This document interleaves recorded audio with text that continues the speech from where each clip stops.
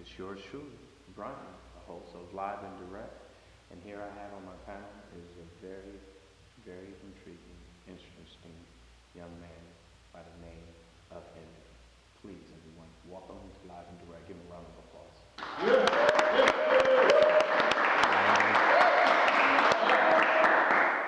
What's up, Aime?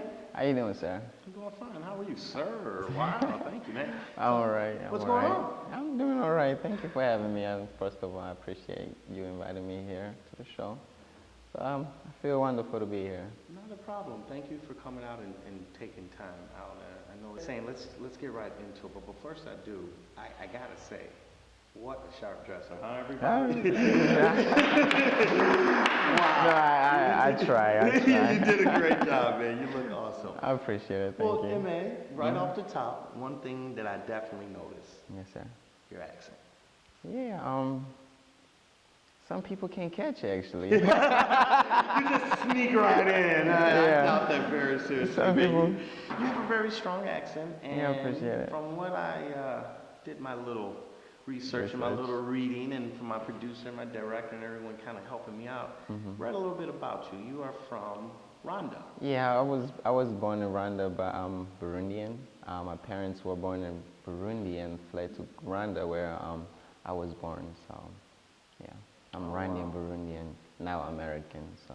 Oh, okay. All the three. And I'm willing to just bet from just a little small little insight that I know about your country is it got pretty bad in the 60s and the 70s is when things kind of really flipped over and things got pretty hectic. And from what I gather, there's three. Now, I want to say this the right way, so Yes, please sir. help me out here. No problem. Would I say three organizations? Would I say three tribes? Or would I say three groups of people? How would I say that? I mean, well, they known as a tribe, but the best way to say is three groups of people. Three groups of people. Because they have same demeanor as people, but they looked at it three different ways. So. And those names are who? The Hutu, the Tutsi, and the Hutu, Tutsi. Hutu and Tutsi. What's it There's another one, isn't there? Hutu, Tutsi, and Twa. Twa. Yeah, but there it is. See, it took me a while to get it. I took you a while, huh? But we got it out here. I got you on that one, huh? See, I know a little something too, man. Well, let's all joking aside, though, man, because over there ain't no joke. Nah, ain't no joke. I mean, there's a lot of killing going on every day, and then it's really something that's going on within the same people. So regardless to if it's three different groups of people, yeah, exactly. They're all still one group of people, really just broke off into three different groups. Yeah. Now, I grew up, man, in the hood, all right? And I've seen some stuff, Yeah. I'm not gonna lie, all right? And things got pretty bad, but I'm willing to bet, it's nothing compared to what what's you going have seen and gone through. Not at all. Can you please kind of give us a little insight of that? And just so you know, like I said, I do just know little random trivia stuff about certain stuff. Okay. And from what I gather, the Hutu pretty much are the strongest force over there.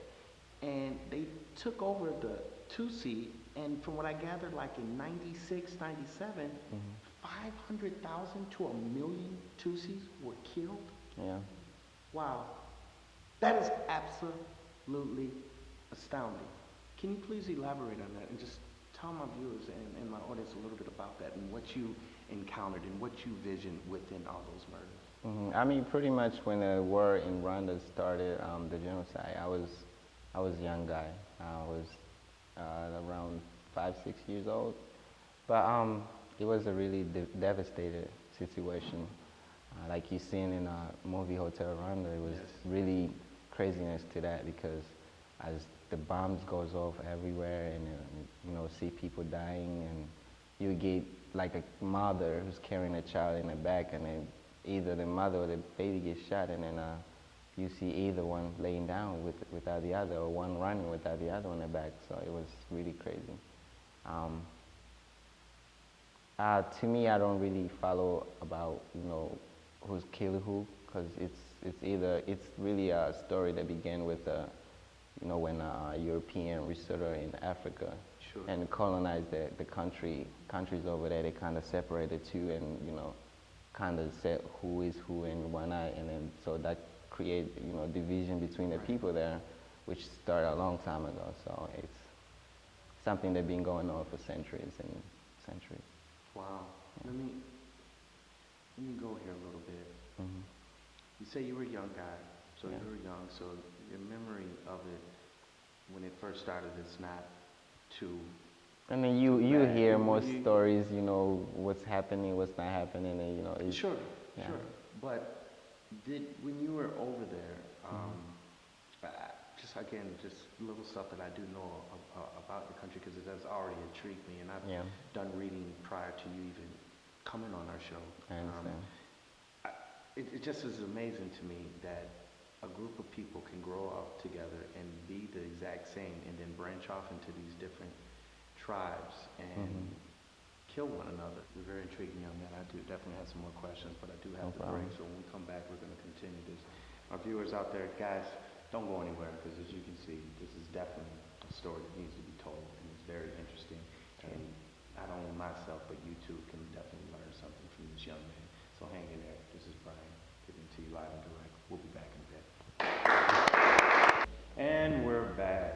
This is Brian still sitting here with this young man Aime that just has a heck of a story to tell. So, guys, let's get right back to it. Let's talk to Aime. Aime, Yes, sir. there's a lot of questions I want to ask you. No And problem. in particular, I would love to talk to you about some politics that's going on over there. Okay. But from, again, my little information that I know about over there, that would be kind of dangerous for you if we talk about politics. Is that true, or can you answer some of my politics questions? It's never really a good idea anywhere, especially even in America, to talk about politics because you never know who's watching or who's listening or what you say that might offend a certain party or a certain individual in the Excuse me, politics. but the difference is, Aime, here in America, it's done every day. Well, If yeah, I said something right now about Exactly. a Republican or a Democrat, I'm not worried about nothing. true. But Are then, you worried about anything if you say anything about Rhonda? yeah, you never know who might be able to follow you after that. Some Exactly. I mean, here in America, that's where I was going. You have the freedom to say it, but in where I'm from, you don't. You might say some stuff that you didn't have business saying, and then that'll be your last words. Wow. Yeah. So we pretty much don't have the freedom of speech in a certain way. Oh my goodness, I can't imagine living like that. Well, with that saying, Aime, I like you. We're going to keep you around. So guys, appreciate we're it. going to stay away from that, okay? Okay. Wow. I appreciate okay, it. not a problem. No.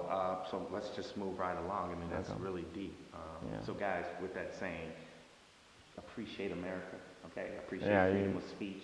Appreciate you come in out your house and go where you want to go and do what you want to do and say what you want to say. I ain't all Mr. Red and White and Blue, but I am proud of America and I love it here. So with that saying, Let's move wow. on. Okay, Yeah. so let's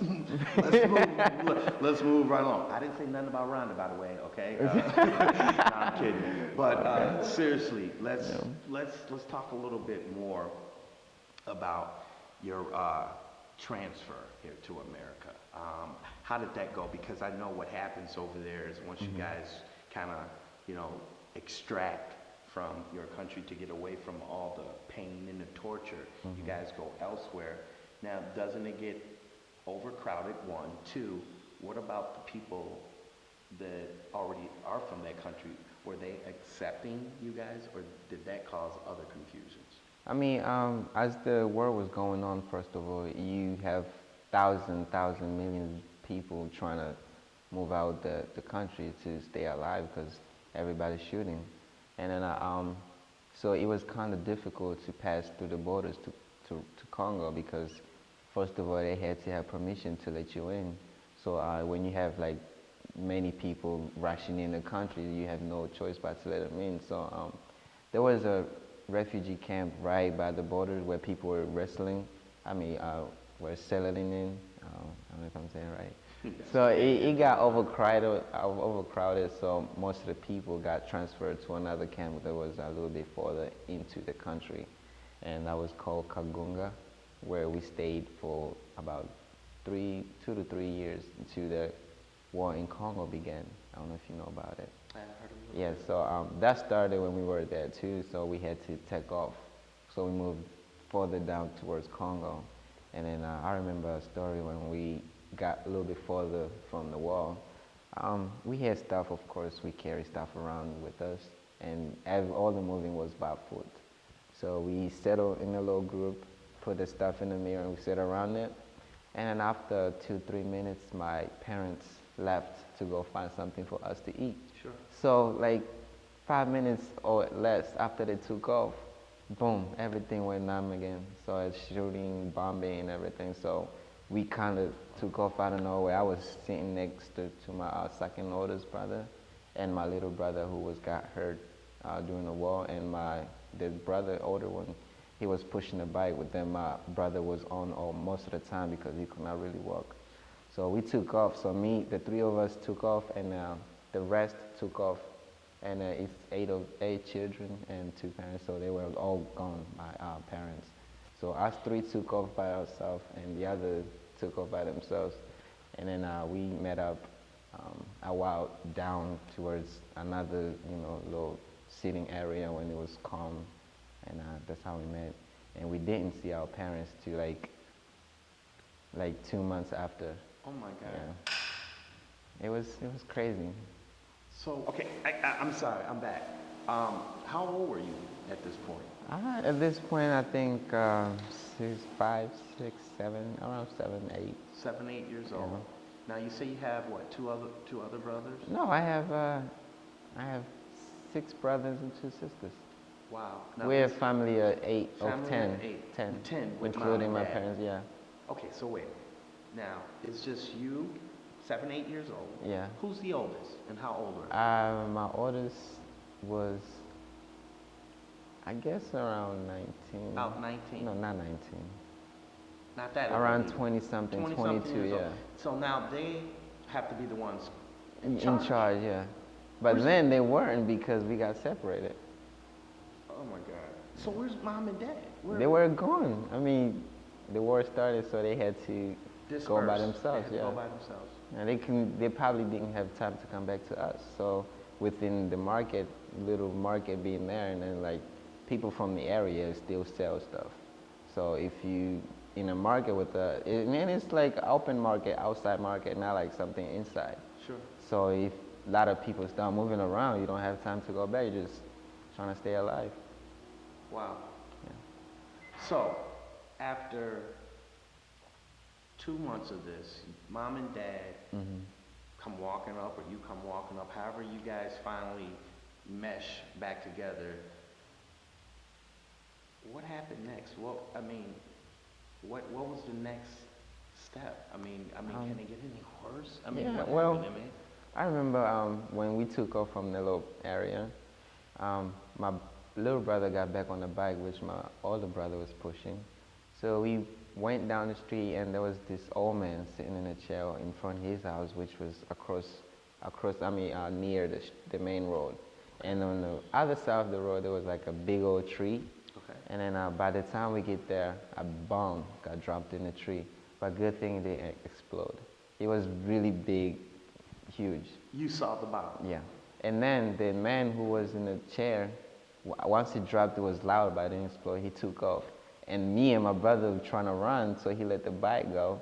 And my little brother fell in the seat where the old man was sitting. So he started yelling, "You leave me, you leave me," because he dropped the bomb. He dropped the bike, and we started running. Wow. And we turned around, he went and picked him up, and we started running together. So later that evening, when we got 4 miles down ahead, and that's where we settled. It was dark, so people were laying down everywhere. So we laid down with them, and then in the morning when we woke up, my other half of the siblings who went around the other side of the street, they were like wrestling too in like few meters away from us. Wow. So we saw him, we got back together, and after the morning when everybody started moving again, we saw our uncle. So we left with him.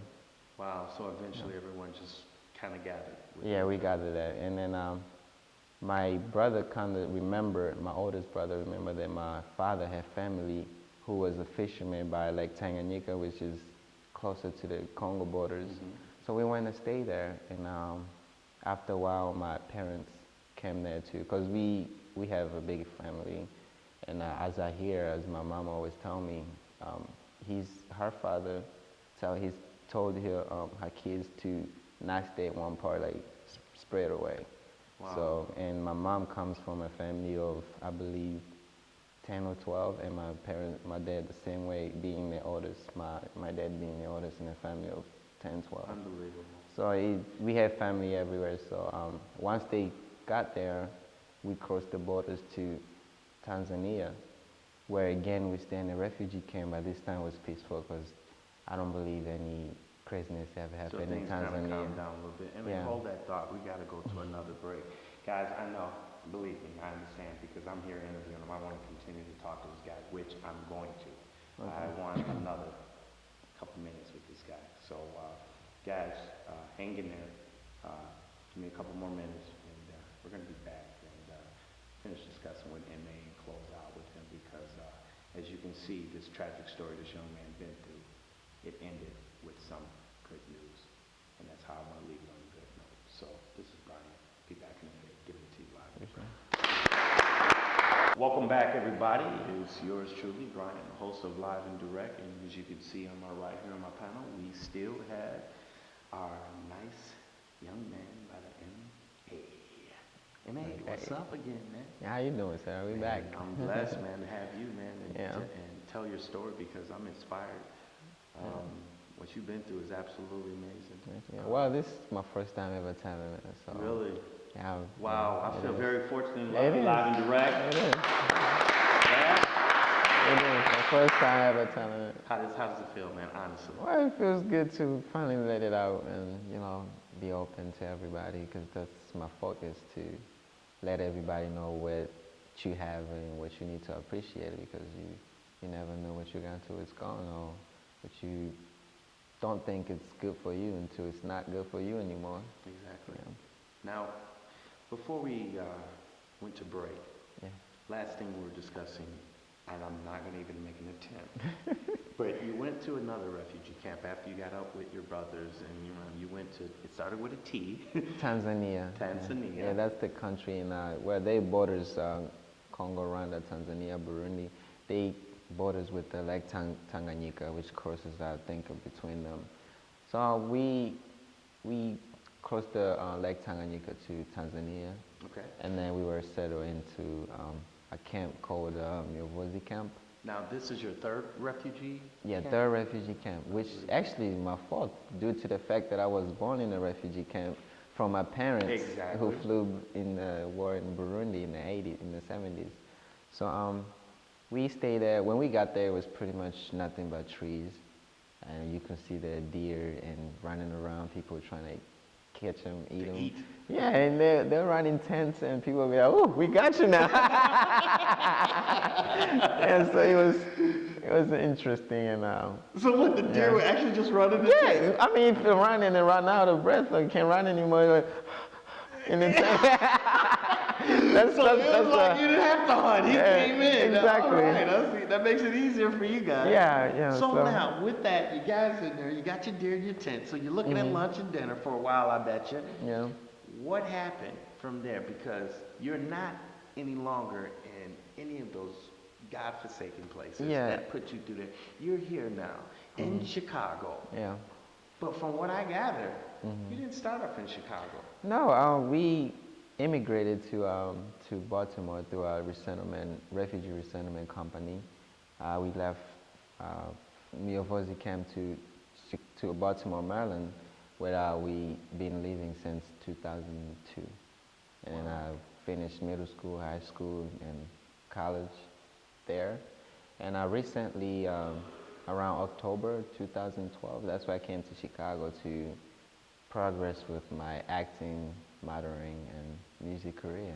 I can see that. You look like a total entertainer. Nah, Seriously. No, I'm serious. not there I'm not yet. kidding you. Yeah, I bet you are, man. But Well, I'm trying to work it out. trying to work because, it out and yeah, get there, of yeah. course. Well, you know what? Last time I went to American Idol, they say the judge told me personally, like, we're looking for star quality, and you're not that. Really? So yeah, it's been 2000. It was 2009, 2010. Well, guess what? So I've been working on it. So I appreciate if you say that. That's a compliment. Well, it's well deserved because I believe with what you've been through alone is going to strengthen you and make you become what you want to be. So whoever the heck that was, screw you. All right, this guy's awesome, and you're going to be seeing him doing other things. But with that saying, man, okay, how old are you when you get here to Baltimore? Do you remember? What, 11? I was 12? around 12, 13. 12, around 13 there. years And I old. was a small guy. I remember when we used to, when you little, you get on a bus for free. Yeah. So every time we go somewhere, my siblings or my parents would be like, they underage, and we just get on the bus for free, and we were like over the age. Hey, That's how small I was. We did that trick too. So you guys Yeah. adapted very well. Yeah, that's how small I Speaking was. of adaptation, though, man, I mean, when you're living in a totally different country. I mean, totally different. America's different. I know Yes. you probably heard different things about America. Exactly. But to actually come here and see it, what was some of the difference that you've seen that made you just kind of, Relax. America, thank God. What were some of the things that you really appreciated? I mean, due to the fact that my dad was chef de zone leader in a camp, so he was a really kind of big guy. So we were, I wouldn't say threatened, but there were like craziness going on around the camp a lot. So there's sometimes, some nights you could not really sleep peacefully. But coming here and have all nights wrestling peacefully, nothing to worry about, that was very, very relaxing. And that was the most thing I fell in love in America. And like the first years, 2, 3 years, I couldn't believe I'm in America. That was a big surprise. Like, how did I get here? Only God knows. I mean, it was awesome. Wow. Yeah, That's a heck of a story, man. it was. So now you 12, 13, you're in America, and Yeah. you are showing appreciation for just the simple things in life that us Americans just take for granted every day. Exactly. And you're taking heed to this, and you're inhaling it, and you're feeding off of this, and now you're feeling all the positiveness of American and all the opportunities.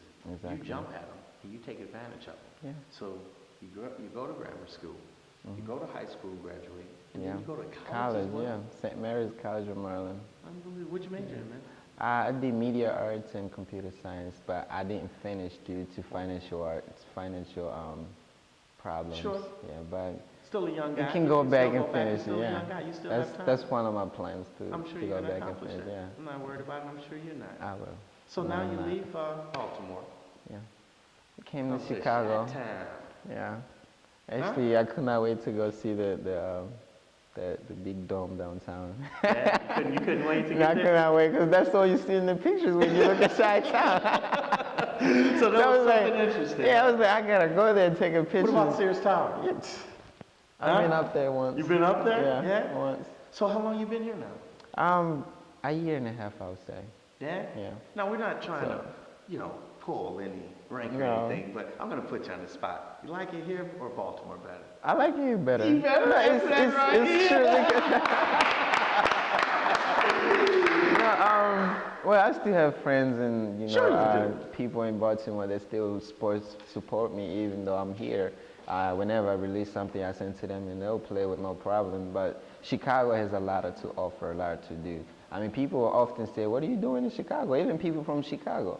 But if you if you focus what you're doing, there's a lot to do. Yeah, you just got to go for it and have the drive like you have. To move forward. Exactly. Wow. Okay, so now you're here in Chicago. It's been, you said, a year and a half. Year and a half. And you got your college background. And we're going to go back and we're going to finish that. Exactly. But from what I hear, you got a couple nicknames. And one of your nicknames is Alphabet. And I also heard you got called Aime and Baltimore because you used to wear a Baltimore sweatshirt. Yeah. Which one do you like, man? I mean, well, I'm always gonna be Aime Mugabonihela, which is my What was birth name. Aime Okay. Mugabonihela. Okay, Aime. I mean, I know it's difficult. It's difficult for some people to pronounce it, but 16 letters, right? yes, something like that. That's why you're Yeah. called The something like that. alphabetic. You're not even sure. Yeah. Hey, Aime, listen, So- man, we have got to go, but I, before you get out of here, Yes, sir. I want you to guarantee me one thing. Yeah. I want What you is to that? guarantee that you're going to come back on Live and Direct. And the next thing that we're going to talk about is your music career Okay. and your acting and all the different things that you want to do in entertainment. Okay. And Well, you're that's gonna promise me that's the that? deal. I'll be here. That's a deal? Yes. You heard it, people out there. I'll be back. All right, I'll be man. I back. appreciate you, Aime. Thanks again for coming out, bro. No problem. Stay Thanks strong, for man. having me. I Man, appreciate it. Come on now. We got you, man, here. Okay, I appreciate appreciate you. it. Thank you. Hey, guys, this is Brian giving it to you live and direct as usual. This has just been an awesome, awesome show. I enjoyed it very, very well. My director, Marsha Ray, thank you, man. You're unbelievable with what you do and how you put things together. My staff, my crew, my producer, my cameraman, my media guy who keeps everybody focused, and everybody, my editor, Mike. You guys are unbelievable. Live and Direct would not exist if we didn't have a crew like you guys and an awesome, awesome storyteller like yourself. Yeah, I'm and glad let's to not be here. forget about Dean to make things that happen. That's my sound guy. Dean, thanks a lot. And with that saying, this is Brian signing off, giving it to you live and direct. See you in a bit. Awesome, man. Good job. Thank you.